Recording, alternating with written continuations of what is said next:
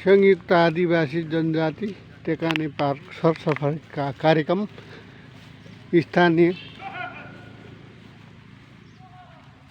शुभचिन्तकहरूबाट मोहन सुब्बाको नेतृत्वमा सरसफाई हुने कार्यक्रम जारी रहँदैछ र यसलाई सम्पन्न गराउन स्थानीयवासीहरू जुटिराख्नु भएको छ। मोहन सुब्बाज्यू स्वर्दै हुनुहुन्छ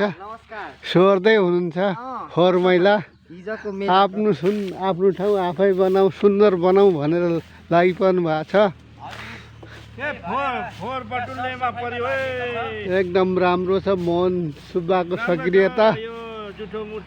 यो आफ्नो ठाउँ आफ्नै बनाउने अभियानमा हामी जुटिराखेका छौँ है साथी हो। ल